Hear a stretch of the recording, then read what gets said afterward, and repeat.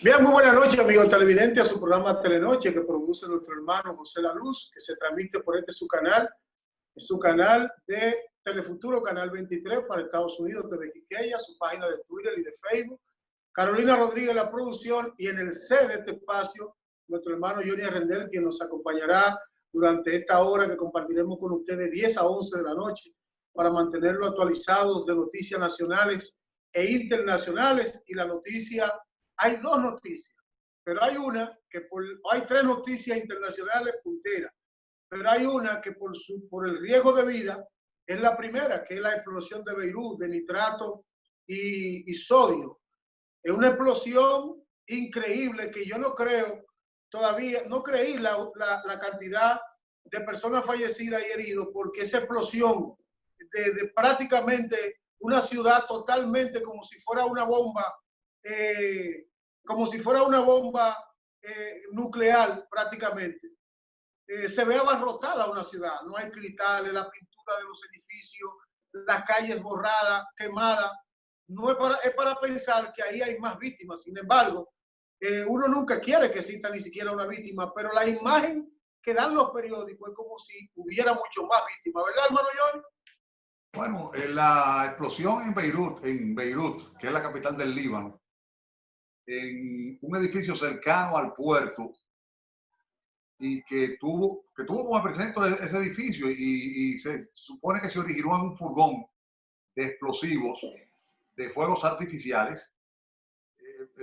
Realmente fue descomunal, gran explosión. Videos que pudimos ver sin sonido en la mayoría de ellos. La explosión se extendió alrededor de varios edificios. Beirut y todo el Líbano ha sido siempre un lugar turístico.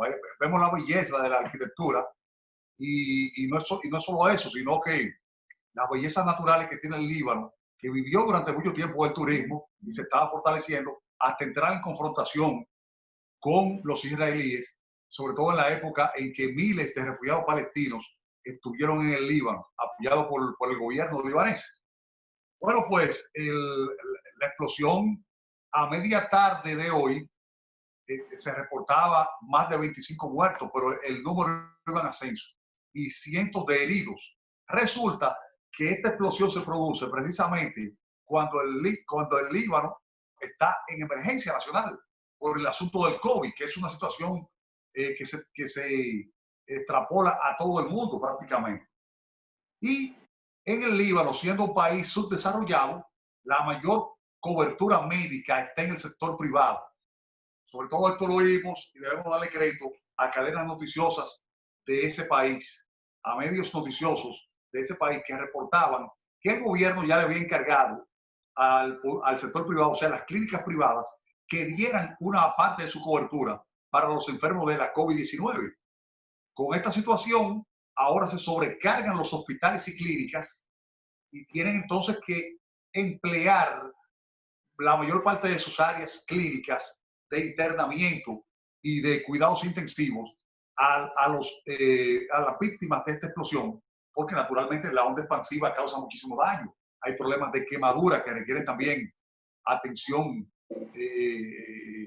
cuidados intensivos, y también roturas de huesos y de tejidos que ameritan también una atención intensiva. Es una situación muy difícil y los países del área esperamos que puedan ayudar. Probablemente también incluso que puedan vencer algunos resquemores que hay, porque tú sabes que estamos en una área de mucha rivalidad.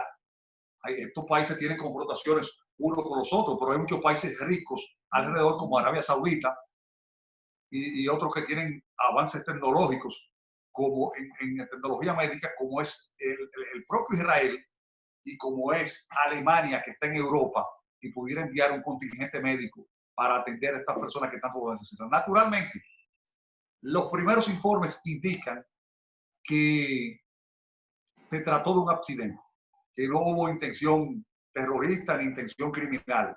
Sin embargo, la gente del Líbano viven con este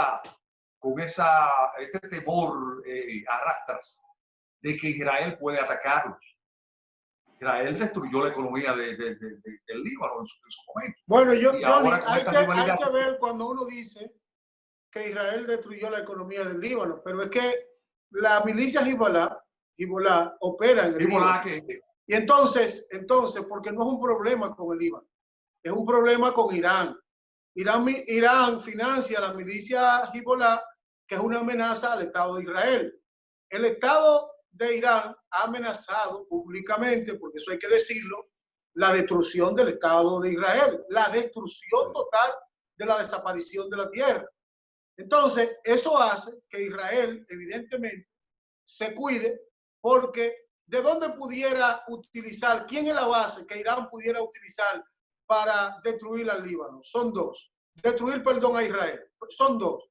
El primero es Siria, que no lo va a permitir, pero le ha permitido la ayuda al gobierno de Bashar al-Assad para derrotar a sus adversarios, con la ayuda de Irán, que le financió, le prestó dinero, le prestó armamento, le prestó los recursos económicos para que compraran equipaje ruso.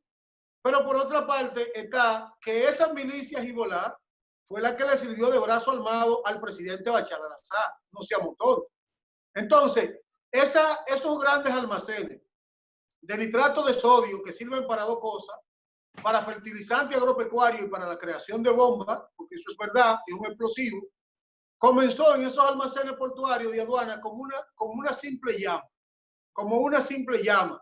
y luego de la simple llama, una gran explosión. Cuando se habla de 400 heridos, yo dije que yo no quiero que haya un solo, que exista un solo que herido, pero para la explosión que se ve ahí, para lo que sucede ahí, es una cosa extravagante. Claro, no, el número de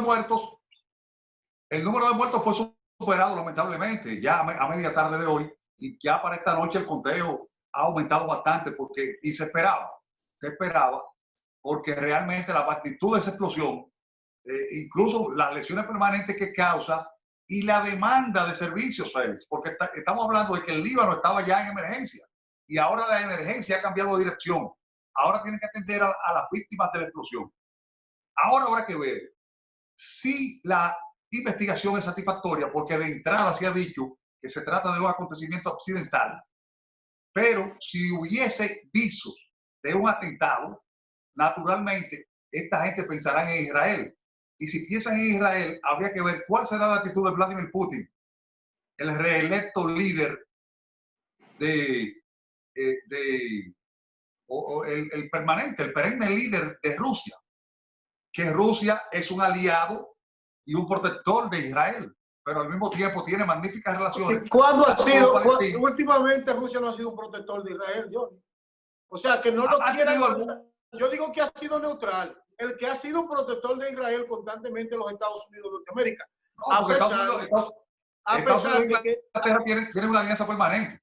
A pesar de que en Israel y en Rusia hay una colonia judía ampliamente ortodoxa. Sí, porque oye, por más que se vea, Félix, los palestinos nunca han tenido un aliado directo. No tienen aliados en el mundo los palestinos, pero si se trata del Líbano, si se trata de Arabia Saudita, que en su momento tuvo un enfrentamiento directo con Israel, si se trata de Irán, que es el enemigo más poderoso y más temible que tiene en estos momentos Irán, entonces habrá que ver cuál será la reacción inmediata y a corto plazo de la guerrilla Hezbollah, que tal como tú dijiste, financiada por los iraníes. Y la guerrilla Hezbollah se acredita la única derrota que tiene el ejército israelí en los últimos tiempos. Mira, Johnny, eso que tú estabas diciendo, a medida que se va alargando el tiempo, esta tarde, ya la cadena de noticias hablaban de una explosión. Primero hablamos de 400 heridos, iniciando el programa, pero cuando uno va viendo cadenas de noticias internacionales, ya se habla de 3.000 heridos y de más de 50 personas fallecidas. Sí, es probable cuando hablan de 3.000 heridos, es porque la cantidad de víctimas va a aumentar considerablemente. Porque ahí hay quemaduras. Hay quemaduras, como tú decías, hay desbordamiento hospitalario probablemente producto del COVID. Entonces, 3.000 personas en una capital como Beirut van a saturar los hospitales y eso va a provocar que esa gente no reciba una atención médica de calidad. Ahí hay un drama, de hecho. Ya. Imagínate tú que cada muestra de cada trasplante, cada donación de sangre que se produzca, tendrá que estar, cada transfusión, más bien, de sangre que se produzca, será de emergencia. Y esas transfusiones necesitarán las pruebas PCR de la COVID-19. O sea que el COVID no esté activo. Es una situación difícil. Y los países de Europa, ¿por qué los Roja Internacional, ¿por qué los principios de seguridad tienen que estar siempre asociados a lo que hemos nosotros dicho, la pirámide invertida de Abraham Maslow? ¿Cómo es posible que en un puerto se construya una ciudad y en ese puerto exista el combustible para destruir esa ciudad? Eso no puede ser. Eso no puede ser. Difícil. Mira, hay que ver qué va a hacer la Cruz Roja Internacional, si va a poder hacer acopio de la ayuda. Ahora mismo Estados Unidos, oye esto, Félix, Estados Unidos se ha retirado de la OMS, no está pagando. Entonces, y de la misma OPS, de la Organización Panamericana de la Salud, aquí en este continente. Eso pone un poco en aprietos los fondos de la OMS y habría que ver la situación de la Cruz Roja, que en este caso sería la media luna. Aunque hay un aspecto muy interesante, Félix. ¿Por qué se cree que esa investigación pudiera llegar al fondo? Porque la explosión se produjo en el puerto. En el puerto están todas las confesiones representadas. Están los católicos, que tú sabes que siempre han sido fuertes, en el Líbano. El Líbano incluso es gobernado por un gobierno conjunto, colegiado. Cada uno se reparte, el Congreso, la Suprema Corte, el Poder Ejecutivo y el primer ministro, el presidente, el poder del Estado. O sea, son las diferentes confesiones. Tiene que ser uno católico, uno árabe o musulmán y así por el estilo. Pero como están todas las confesiones ahí en el puerto, se espera que la investigación sea profunda, porque todos van a reclamar los musulmanes, van a reclamar los católicos, los cristianos católicos y los cristianos evangélicos que están ahí. Y, en fin, todas las confesiones. Es una situación que realmente podría poner al mundo en vilo en este año 2020, que muchos ya dicen que es un año para olvidar, donde han vivido tantas tragedias, lamentablemente. Mira, el tema, Johnny, es que a medida de que pasan las horas, las investigaciones surgirán cuáles fueron las fallas del almacenamiento de este asesino. Eso no recuerdo qué pasa cuando hablamos de nitrato de sodio. El problema que sí tiene repercusiones más que político es que ojalá no surjan acusaciones y que esto provoque choque en una región que está totalmente convulsionada. Yo no creo que el hecho de que no se tenga tan rápido una investigación se pueda descartar que hay mano peligrosa. No lo puedo descartar, eso no se puede decir. Porque como hemos dicho, la región ha estado muy nerviosa con respecto a la geopolítica. Ahora, yo recuerdo al presidente Hariri, por ejemplo, que tuvo que abandonar porque los grupos de presión de Hezbollah presionaban a ese primer ministro a no estar en el gobierno, renunció en varias ocasiones. Ahí no hay una alianza pueblo-milicia. Eso lo está dirigiendo una milicia totalmente informal, una democracia totalmente deficiente que provoca que una bomba prácticamente que amenace a una ciudad pueda permanecer. Pero, ¿qué papel va a jugar Irán en un país desbaratado? ¿Quién va a aportar esa reconstrucción? Porque la verdad es que el Líbano no está en condición muy buena. La comunidad internacional, la Cruz Roja, la Organización Mundial de la Salud, Rusia, Estados Unidos, todo el mundo mandará ayuda. Ahora, yo lo que no creo es que quién va a mandar especialistas con la situación que hay del COVID, porque todo el aparato operativo de medicina internacional está ocupado con el COVID. De manera que la situación de Beirut va a ser muy difícil, un proceso la situación ahora por el momento, la situación por el momento es enviar unidades de quemados que tienen que trabajar con trasplante de piel. Bueno. Es lo que se llama piel artificial. Está también los tanques de oxígeno. Parece que nos vamos a quedar en el plano internacional. Vamos a una pausa que Carolina nos tiene saturado ahí. y cuando regresemos hablaremos de otros temas importantes. Bien.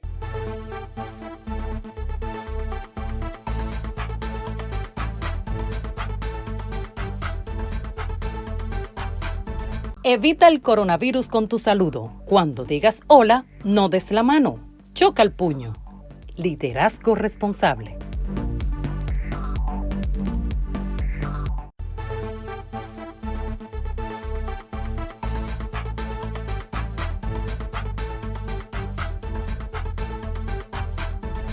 Bien, amigos televidentes, de regreso a su programa Telenoche. Bueno, hermano Johnny, dos noticias internacionales que tenemos que seguir analizando, ya oficial y de manera definitiva. Hay que decir, Félix, antes de que tú sigas, que nuestro presidente electo, Luis Abinader, es de familia libanesa por ambos lados. Claro, es libanés. Su padre, Abinader. Su abuelo inmigró del Líbano a la República Dominicana. Claro que así sí. Y los libaneses tienen una amplia presencia aquí. Así es, ¿no? Bueno, aquí hay una familia amplia árabe que vive en la República Dominicana, que ha alcanzado poderes políticos en toda la provincia. Por ejemplo, tú lo ves como así, pero Paniagua es un apellido árabe. Los Antún son árabes, los Mahlutas son árabes, los Abinader son árabes, los Coronas son árabes. Y la mayoría libaneses. Hay sirios. Claro que sí, los Atala, o sea, son muchos, ¿eh? Bueno, Johnny, entonces el tema internacional es que ahora ya sea oficial que el rey de España va a vivir en una mansión en la República Dominicana de los Franjul que son cubanos de origen cubano o de origen español, radicado en Cuba y luego en Miami, que fueron grandes empresarios de la... Los hermanos Fanjul, que fueron los que compraron la Gulf and Western, luego de que este señor, el papá de las familias tradicionales que eran norteamericanas, ellos compraron el Central Romana y se establecieron ahí en el este y tienen una gran amistad con la familia Abinader, con la familia del rey Juan Carlos, con el rey Juan Carlos directamente, con el rey Juan Carlos I. Entonces, de ahí viene, inmediatamente se filtró la posibilidad de que él viniera aquí a la República Dominicana a vivir, a la Romana. Bueno, pero el hecho es que como él va a vivir a Marruecos o a otros países árabes.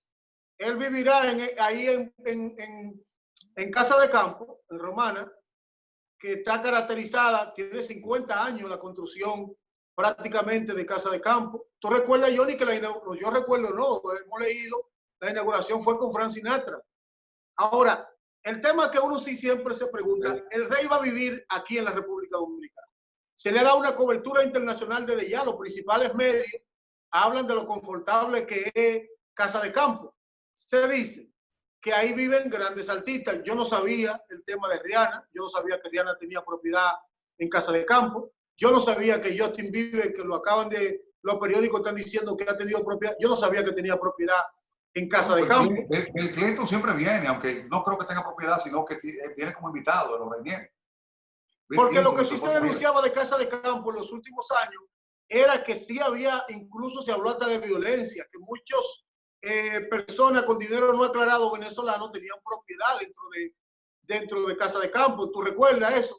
Que hubo el año antepasado mucho escarceo con el tema de la seguridad, tiro al aire, etcétera, etcétera. Ahora, el rey Juan Carlos va a colocar a la República Dominicana en un sitio de propaganda de alto bagaje del turismo, pero además la coloca también como un país que le da asilo a un personaje que va a ser foco de corrupción, como yo decía ayer, durante este año y principio del otro.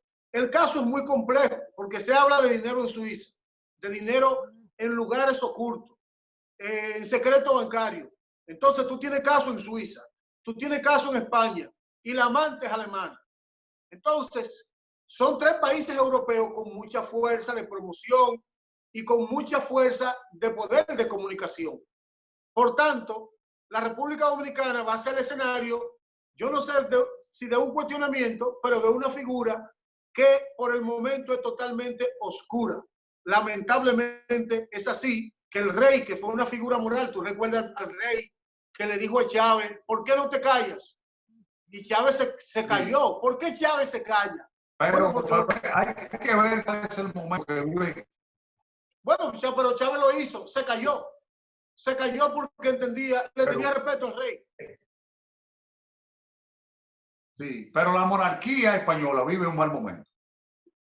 Y lo que se está trayendo a colación para justificar que no sea procesado de inmediato el rey Juan Carlos I, que es el rey emérito, es el papel que jugó en salvar la democracia cuando fue escogido por el dictador Francisco Franco para sucederle en el mando español como jefe del Estado, porque hay un jefe de gobierno que es el presidente, es electo, el rey no es electo. Bueno, pues el rey Juan Carlos se vio obligado a dimitir en favor, a abdicar en favor del heredero. Pero eso en el 70, John, incluso los tiros del Congreso, cuando uno visita España, en el Congreso de los Diputados, ellos dejaron intactas las balas hacia arriba. Entonces el rey tuvo una intervención en televisión importante donde garantizó la democracia. Y eso le hizo grande. Eso le hizo grande ahora, porque los fascistas querían tomar el poder y interrumpir el proceso democrático. Pero el hecho de que él haya tenido que abdicar en favor de su hijo, el rey Felipe II, indica, el rey Felipe, indica que el deterioro de Johnny, pero cuando él le pasó el mando, cuando él le abdicó, no lo hizo por corrupción en ese momento. No estaba cuestionado por el modelo de corrupción en ese momento. La que tenía problemas. Pero la monarquía estaba en un mal momento. En el momento en que Felipe toma la rienda.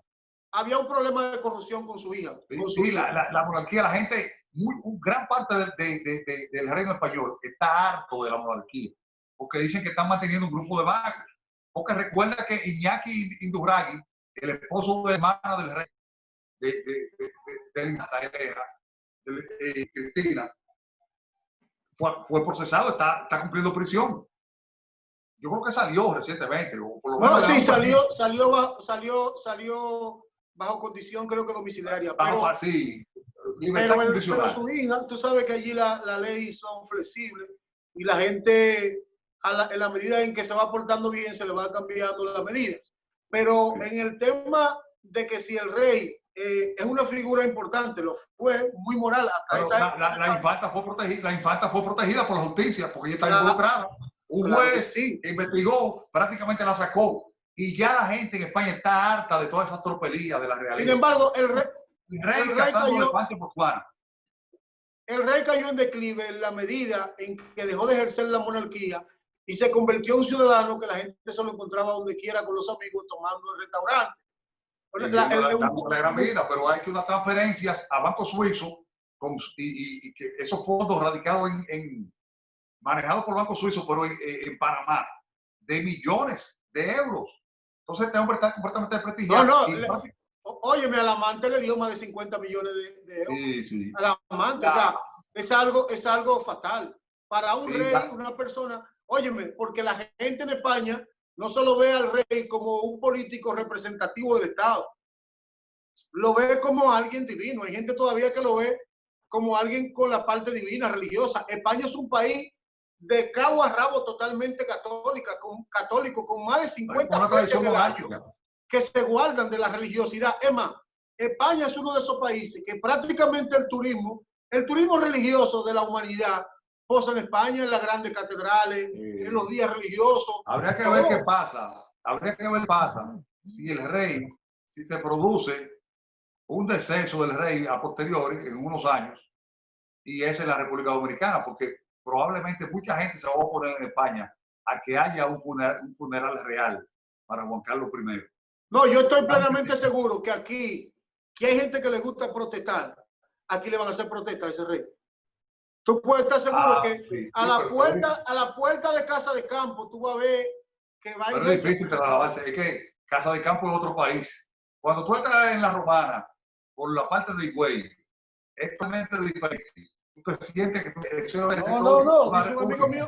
Dice un amigo mío que después que cruza el puente del Iguamo, está de vacaciones, se siente de vacaciones. El tema está es otro territorio. que aquí hay gente que le gusta, Johnny, le van a ir a protestar a la puerta de Casa de Campo.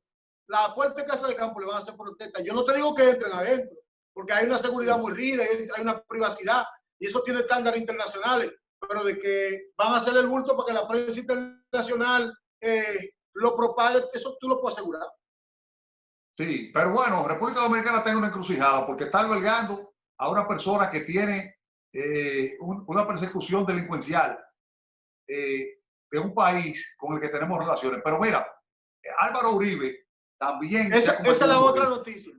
Sí, Álvaro Uribe, que ya tenía casos por escuchas telefónicas cuando estaba en el poder, ahora se le está investigando.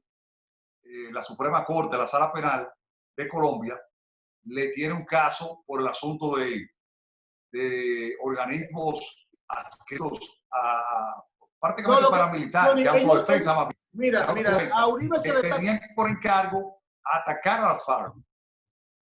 Bueno, en Colombia todo el que era de derecha, que veía que la izquierda y los grupos armados, los paramilitares, los de izquierda tenían capacidad de hacer de todo y el ejército no funcionaba, bueno, pues formaban grupos paramilitares para combatir a esos grupos. Y ahí están muchísimos casos y hay muchísimas películas.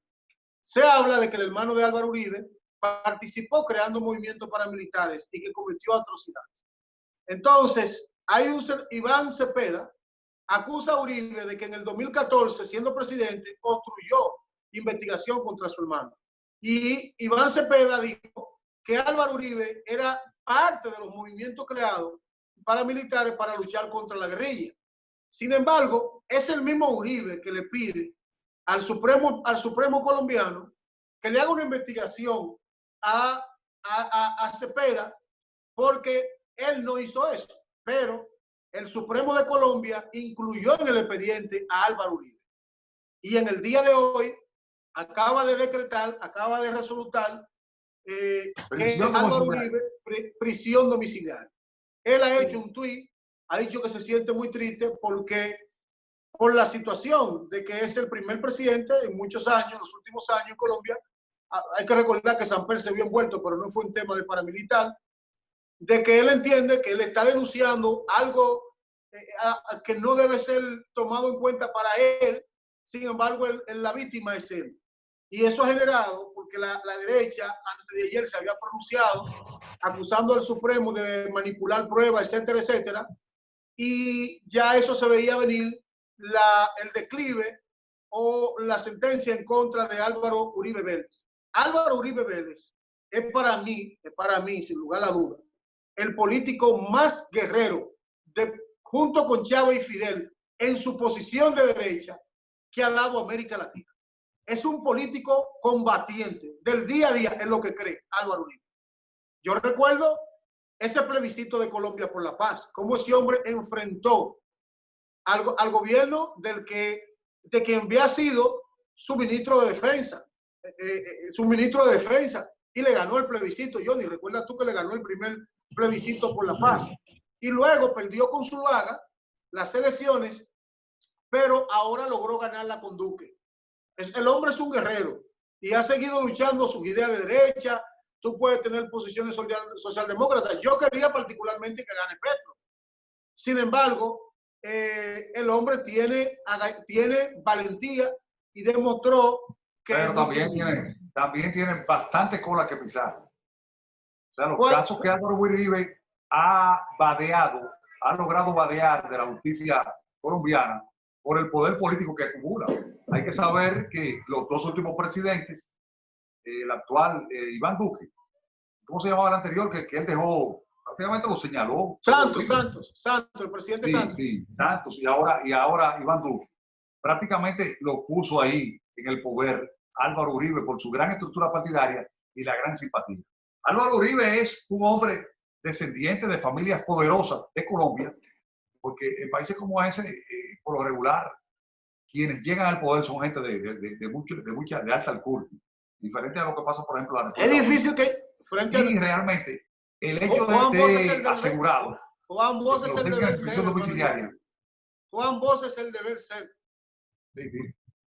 Juan Bosch es el de Así Bercelo. es. Usted decía que en Colombia los presidentes que han llegado son hijos de expresidentes, son de la burguesía, Ponte tradición, de la poderosa. clase empresarial, y que en la República Dominicana los presidentes que habíamos tenido hasta Luis Abinader, procedían de la clase media dominicana y muchos de ellos de clase pobre, ¿verdad? Así es. Eso, ojalá que eso vuelva a ser, porque aquí todo parece que eso puede ser difícil ya. Bueno, pues el concierto internacional, el escenario geopolítico está bastante interesante y tendremos que darle seguimiento aquí en este programa, que siempre se analiza desde el punto de vista que no tiene ningún otro espacio. Así que vamos a la pausa. Y cuando regresemos, entonces hablamos de Luis Abinader, seguimos hablando de su gabinete, de la Yo perspectiva. estaba hablando también de Danilo Medina, porque vi gente que me estaban atacando en los chats del programa. Estoy fanatizado. ¿Te estaba atacando? Vamos a poner en posición. Voy a poner en posición por qué yo digo.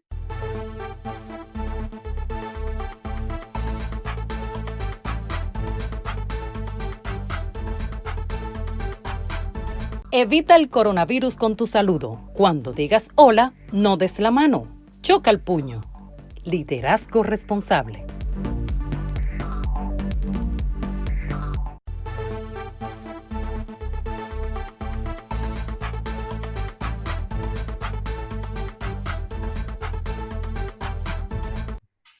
Bien, amigos televidentes, de regreso a su programa Telenoche. Bueno, el presidente Danilo Medina, normal, que la soledad del poder palacio, pero el presidente ha seguido en una ruta de inauguración, de visita sorpresa, esta vez no para construir cosas, sino para ver proyectos que él ha hecho, y ha estado visitando sobre todo los proyectos agroforestales, que son proyectos muy importantes para la reforestación de la cuenca hidrográfica, y también la inauguración de Punta Catalina. Pero en el día de hoy, el presidente dejó inaugurado los almacenes de combustible que prácticamente duplican la capacidad de almacenamiento de la refinería dominicana de petróleo. Eso es importante porque en el tema de la gasolina creo que aumenta un 60% y en el tema del gasoil alrededor de un 40%. Todo eso es importante, pero vuelvo y digo, miren lo que nos acaba de pasar como mundo en Beirut, y ojalá que ese tipo de almacenamiento tenga niveles de seguridad, esté alejado totalmente de población en Jaina, para que en un momento determinado que puedan suceder accidentes no tenga una repercusión fatal y drástica sobre una población que no está impuesta a este tipo de catástrofes y que no tiene miedo. Y como no tenemos cabildos que tengan departamentos de desarrollo urbanístico y lo cumplan, aquí cualquier cosa puede pasar. Así que el presidente de Medina, Johnny, ha estado completamente activo haciendo inauguración. En el día de ayer también emitió un decreto que dejó sin funciones a cerca de 44 funcionarios. Lo dejó bueno, no, dejó mucho. Era como una forma de decir, bueno, para que no me encuentre. Ministro sin cartera. Bueno, pero una forma de decir, bueno, para no dejar a gente con botella. Pero era ministro sin cartera. Oye esto, ministro sin cartera, pero con bolsillo. Eso sí tienen ellos, bolsillo. Ahora, te voy a decir que la situación de por qué el nuevo ejército de un país es el cuerpo médico que tenga ese país. El cuerpo médico de enfermeras, camilleros, paramédicos, rescatistas, médicos especialistas, enfermeras de unidades de atención de cuidado intensivo, intensivistas, laboratoristas. Ese es el ejército que tiene un país y el equipo que tú tengas. ¿Cuántas unidades de cuidado intensivo? ¿Cuántos respiradores? ¿Cuántos ventiladores? ¿Cuántos equipos de entubar completos? ¿Cuántos electrocardiógrafos? ¿Cuántos equipos de tomografía, de imágenes médicas? ¿Cuánta sangre tú tienes acumulada y almacenada? Es importantísimo. Ahora mismo estamos nosotros en emergencia médica. Ahora estamos en eso, pero no sabemos lo que puede pasar mañana. Si viene una catástrofe, un ciclón como lo va, si se metía, y entonces hay que hacer acopio de más recursos. O sea, nunca serán suficientes los recursos que tú puedas almacenar. Desde implementos simples médicos, como guantes, que cuestan 5 pesos. 5 pesos dominicanos y se vendieron a 50 pesos y hasta 100 pesos. Mascarillas que se vendieron una en 1000 y pico de pesos. Una mascarilla en el 95 se vendió en 1.500 pesos en este país. Ahora cuesta como 600 un par, 700 pesos. Mascarillas estas quirúrgicas que cuestan 15 pesos. Ahora se están vendiendo a 25 pesos, pero eran baratísimas y se vieron muy caras. Pero la sangre, el plasma sanguíneo, que es un elemento fundamental en un momento de tragedia. Entonces, no cabe duda de que hay que reforzar ese ejército, el ejército de la salud. No tanto el gobierno, que ha trabajado a contrapelo contra la contingencia, pero el que viene, Luis Abinader, que se inicia el 16 de agosto, debe tener en la mira el tema no solamente de la pandemia, sino lo que puede venir. Porque una pandemia es una ocurrencia de una enfermedad infectocontagiosa que se va de las manos y es inesperada. Pero un hecho inesperado puede pasar en cualquier momento. Un terremoto, una explosión como la que desgraciadamente pasó en Beirut y está todavía azotando y está maltratando a la gente. Así que realmente es importante el plan médico, el plan de salud, el plan de emergencias. Ese cuerpo de emergencia que tenemos en la República Dominicana, el Centro Operativo de Emergencia, donde tú formaste parte y fuiste parte de los constructores de ese nuevo esquema de enfrentar las contingencias en el país. Porque antes, ¿quién era que teníamos? Tú recuerdas muy bien, Félix, aunque tú eras bastante joven. ¿Tú te acuerdas de Eugenio Pérez? Eugenio Pérez era que se llamaba. Era Pérez, Eugenio. Eugenio. Se llamaba Eugenio. Él estaba en un localcito que tenía la Defensa Civil, que está ahí en la Doctor Delgado. Y tú entrabas y él tenía los pies sobre el escritorio ahí, o sentado en una mecedora que él tenía. Y él era él solo, con un sombrero que tenía un gallito porque era reformista.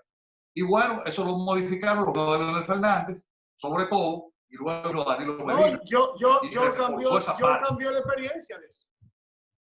Yo cambió la experiencia. Sí, tú fuiste parte de eso. Claro. Fuiste parte de eso. Pero ahora tenemos que contar. Imagínate, República Dominicana no estaba acostumbrada a un temporal de agua o a un ciclón y causaba mucho más daño que lo que causan ahora. Pero ahora ya en el país hay cierto entrenamiento y las víctimas, si no se minimizan al mínimo posible, sí se minimizan en gran porcentaje. Pero tenemos que enfrentarnos a otro tipo de contingencias, a posibles nuevas, tal como decía José, nuevas pandemias, a enfermedades no solamente virales, sino bacterianas, y también a contingencias como incendios, derrumbes, explosiones, terremotos. Bueno, entonces, así es, esa parte política que decíamos del presidente Danilo Medina, también está el tema del presidente Luis Abinader. Luis Abinader ha seguido la ruta de las designaciones. Hay otros nombramientos que no se han anunciado, que no se han hecho de manera pública. Queda pendiente el tema del procurador. Hay mucha expectativa. Se habla de Miriam Germán. Se ha especulado del doctor Nieves. He escuchado al doctor Nieves decir que él no va a ser procurador. Pero se ha hecho el debate, el tema de la reforma. Se ha hablado del juez Alejandro Vargas. ¿Tú conoces a Alejandro Vargas? Se ha hablado también de la posible... He escuchado a los voceros del gobierno, del posible gobierno, del presente, del gobierno futuro, decir que el presidente Luis Abinader tratará de reformar la Constitución para cambiarle el artículo y designar un procurador independiente de la República, un fiscal independiente. Aquí se ha hablado mucho de eso. Yo particularmente no estoy de acuerdo para eso, porque Luis Abinader tiene el Congreso y tiene la Cámara de Diputados.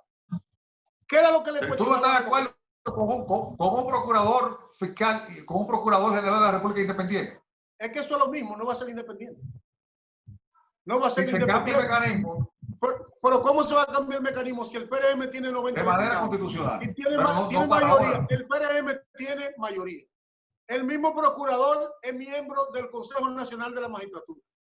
Entonces, el gobierno tiene mayoría. Por tanto, el PRM va a elegir su procurador. No seamos tontos, va a elegir su procurador, como el presidente Danilo Medina elegía a sus jueces, como eligió al presidente de la Suprema Corte de Justicia, un compañero del Comité Central del PLD, como Leonel Fernández elegía también sus jueces. No hay forma. Yo no quisiera ver, yo no quisiera ver a la doctora a Miriam Germán como Procuradora General de la República. Entonces, yo la preferiría como directora de la Escuela de la Magistratura porque todo lo que ella haga se verá como parte de una retaliación. Lo que haga Miriam Germán. No es persecución, viene problema. Ahora, ¿qué es lo que yo estoy diciendo? Que el PRM nombre su procurador. Porque al final y al cabo, el procurador lo que va a hacer es sometimiento. Y quien determina siempre lo que va a pasar ahí es un juez. Es un juez, el juez que lo determina todo. Entonces, que nombren el procurador, que no le den tanto show a eso, ni vuelta a eso. Claro, la persecución. Si lo nombran estoy de acuerdo contigo.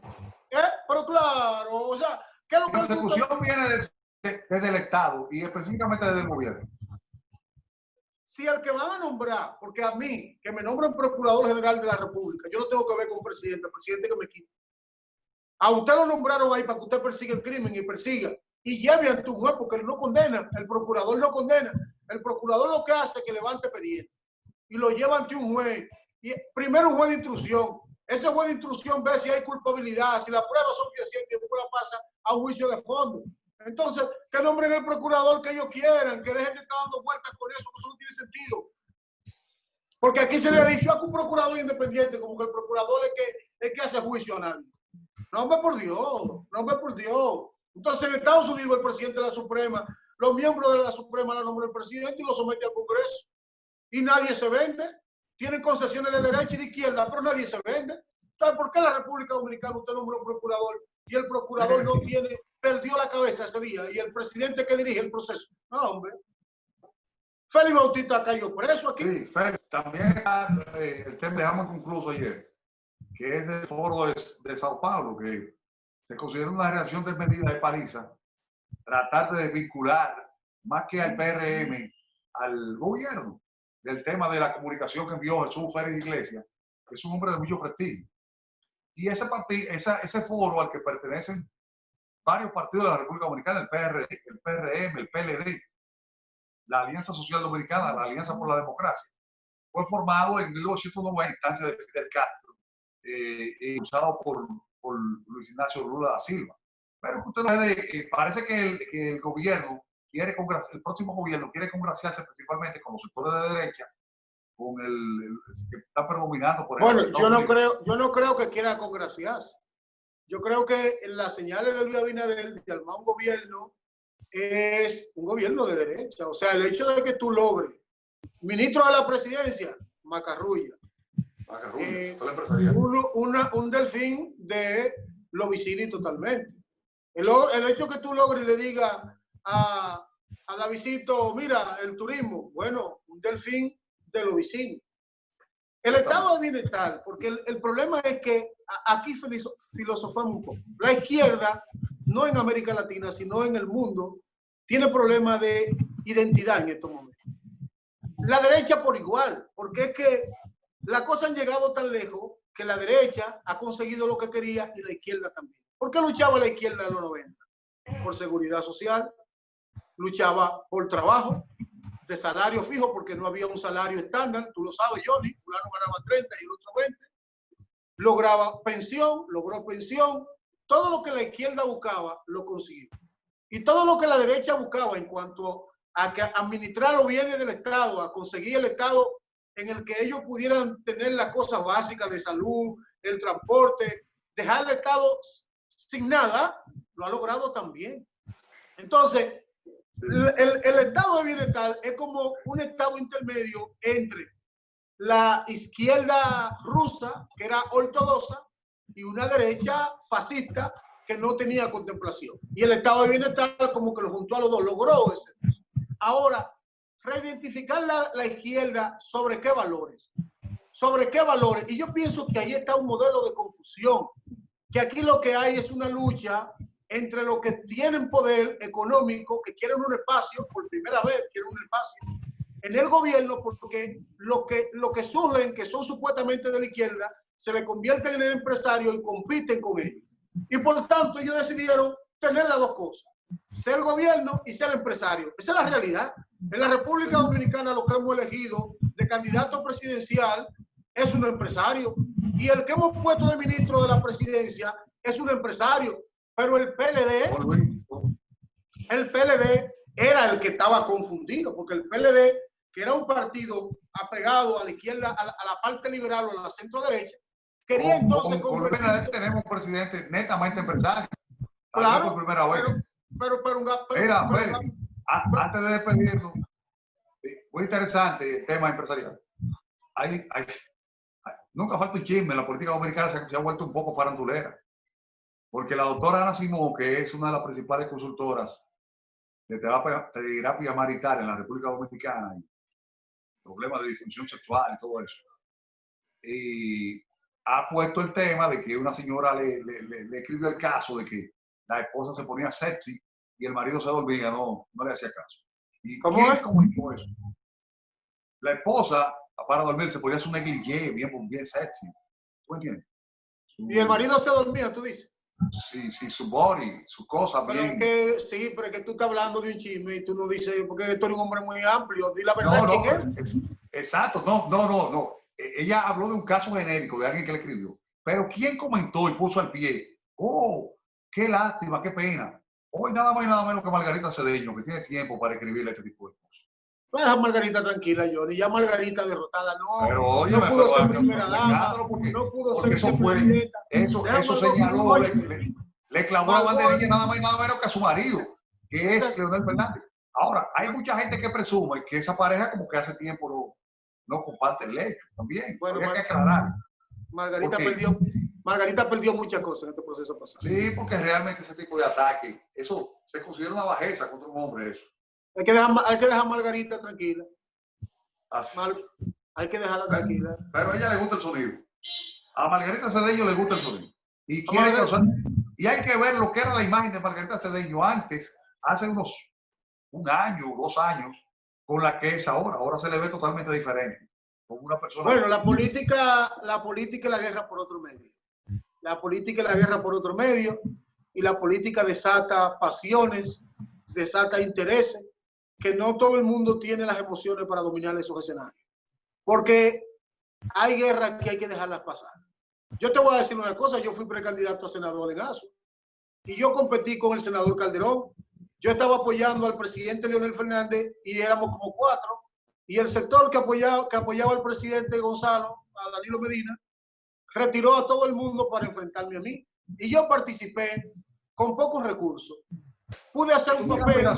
Pero ¿qué yo hice? Cuando yo vi la división del partido, cuando yo vi que había una guerra, lo que me puse fue a observar el proceso. No tenía de otro que observar el proceso. Ahí está Carolina. Pero tú tienes aspiraciones de cara al Congreso del PLD. Yo estoy mirando todavía qué va a pasar. Pero algo decidiré. Caro, llévanos.